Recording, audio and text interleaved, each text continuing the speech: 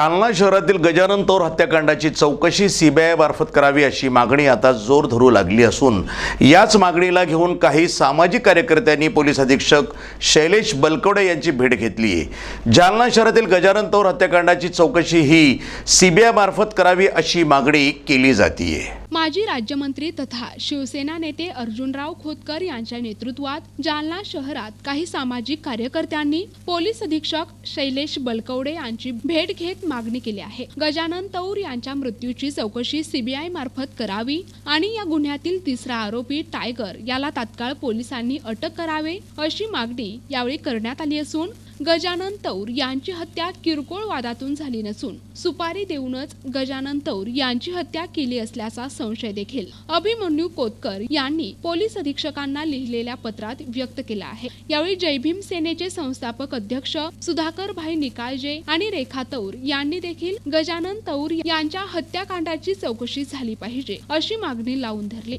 माजी राज्यमंत्री अर्जुनभाऊ खोतकर यांच्या नेतृत्वात आज सर्वपक्षीय शिष्टमंडळ पोलीस अधीक्षक यांना भेटण्यासाठी इथं आले। जिल्ह्याच्या गुन्हेगारी पार्श्वभूमीवर आणि गजानन तौर यांच्या हत्येची सीबीआय मार्फत चौकशी व्हावी अनेक मुद्द्यावर शिष्टमंडळाने पोलीस अधीक्षकासोबत चर्चा केली।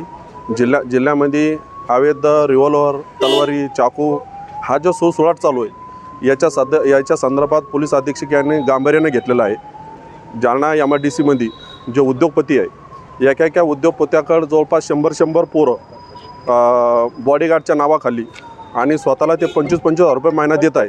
तर कुठंतरी तो मुलाला स्वतः वाटवलं की मी भाई आणि तो गुन्हेगारीकडे ढकलत चालला। तर इथला 200-300 पोराला जे गुन्हेगारी ढकलण्याचा प्रयत्न चालू आहे की इथली स्टील असोसिएशन आहे असा आमचा आरोप आहे।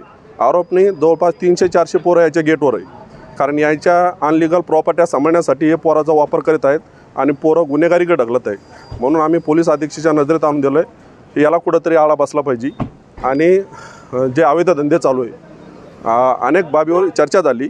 पोलीस अधीक्षक साहेबांना सांगितलं की मी कोणालाही माफ करणार नाही आणि याच्या मागं जो कोणी असन, मग आमदार असो, खासदार असो, मंत्री असो, कोणी असो, त्याला आम्ही सोडणार असं त्यांनी आम्हाला आश्वासन दिलं। मागील आठवड्यावर गजानन भाऊ तौर यांची काही मुलांनी हत्या केलेली आहे, त्या विषयावर चर्चा भावनी केलेली आहे।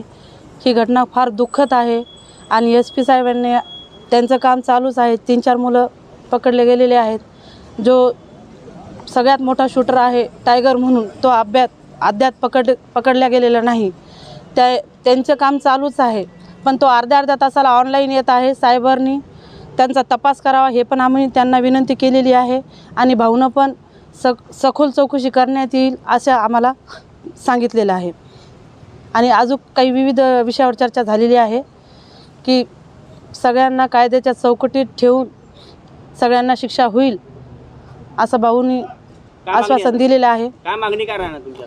मागणी काय, आता आमचा तर एवढा मोठा वाघ गेलेला आहे, मागणी काय करा, ह्यांना काही शिक्षा झाली तरी आमचा वाघ काय वापस येणार नाही।